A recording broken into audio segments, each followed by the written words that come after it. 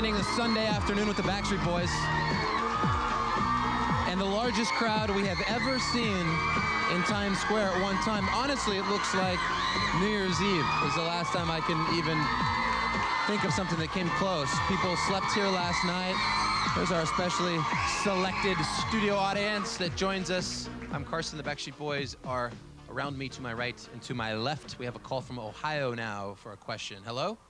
Hey, Carson. Hey, guys. Nick, I love you.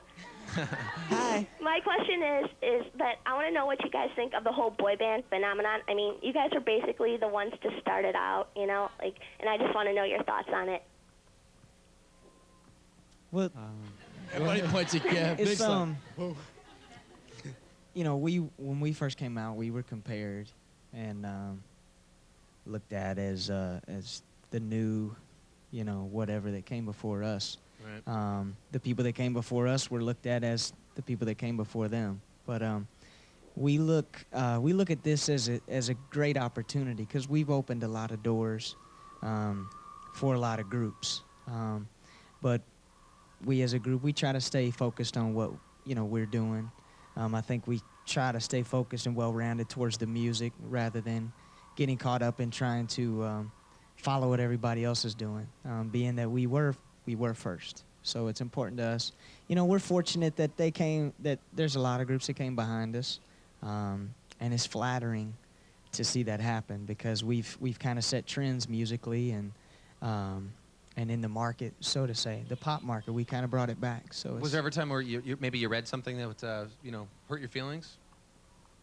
Definitely. all the time? I mean, Or do you have to just... when you're in the public eye, I mean, that's just part of it. That's something that you got to get used to. Not everybody's gonna like you, Right. and there's a lot of people that are gonna, you know, crack jokes and stuff. But that's just part of it. You know, you shrug it off, and you just got to be And that's happy like with what you're doing. What AJ was saying about the Rolling Stone article that's out right It now. was It's just brutally true. It was a really good article about everybody because it was just honest, and that's what we want everyone to know is that we're real, and we're 100% real.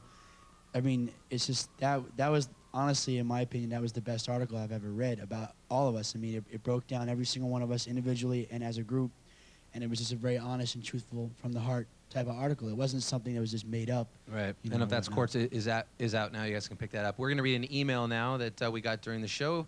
It's from Claire in Trinidad and Tobago, somewhere far away. Tobago. Tomato, tomato, We're tomato. gonna do it. Okay. I'm over it. If you guys weren't in the band, where do you think you would be, or what do you think you would be doing, and why? If you weren't here today in this band, let's go ahead and start with you, Howie.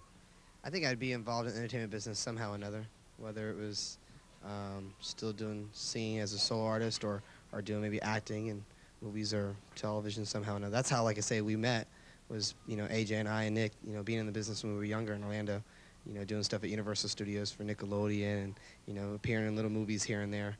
So, like I said, entertainment's been, you know, a big part of my life since the age of 6 on up, so I think I can't see my life without, you know, being somehow involved in the entertainment field. Also, even producing. I'm actually getting a little bit into the writing and producing. I'm writing and collaborating with a lot of other artists.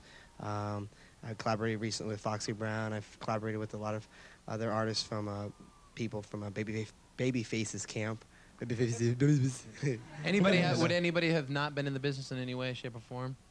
Like you mentioned, teaching, or was that ever a possibility if you weren't here? I would have probably just getting ready to finish up a college, probably at 24, or just finished, and I might have been, you know, studied to be a youth minister at a church, or maybe you know, a teacher, like I was saying. Very cool. You know, still singing at church or singing for free. Nice.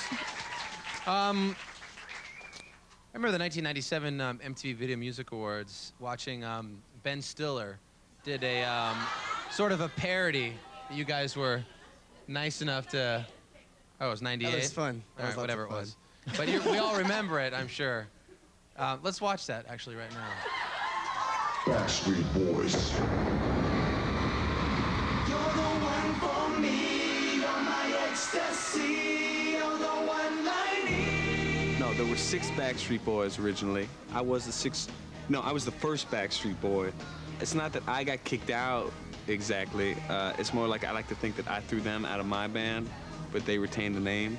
Yeah, I basically established Backstreet Boys in '93 when I was a senior in high school, but I was split at the time between my commitment to the band, which wasn't really happening at the time, and then my commitment over at Wet n Wild Stunt Spectacular at Universal Studios, in which I portrayed the Merman. And at the time, it was a choice, you know, Backstreet Merman.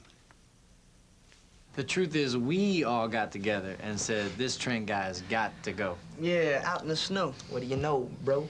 He's a double zero. Out the Dizzo. He didn't Whack, yo. They couldn't deal with his dancing, all right? That much creativity, the mind cannot, it literally shuts down. His dancing sucked, and he totally threw everybody off.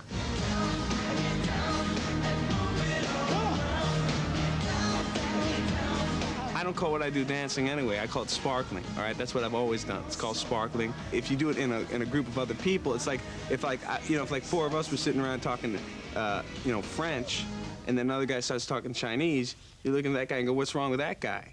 You know, oh, he's talking Chinese. Okay. Let me tell you something. You don't put leg shackles on Mercury. You don't tell Trent McJivers not to sparkle, and you don't spit on Superman's cape, right? Done. Goodbye. Good night. Baby goes to sleep now. That's classic, man. There you go, from the 1998 MTV Music Awards. And you guys were good sports about it. That was fun. It looked That was like. a lot of fun. He's a really cool guy. We met him after the awards show, and I exchanged numbers with him and actually keep in touch with him every once in a while. I saw him when he was on Saturday Night Live here. Yeah. Not too long ago, and just a really cool guy. And it's really cool that he respects us as as artists and everything. So it's Awesome. much props out there to Ben Stiller. Very cool. Awesome. We're going to take another break. How about the Backstreet Boys singing live? Is that going to do all right for everybody? I think so. Plus a trivia contest you'll never forget. More with the Backstreet Boys live on MTV next.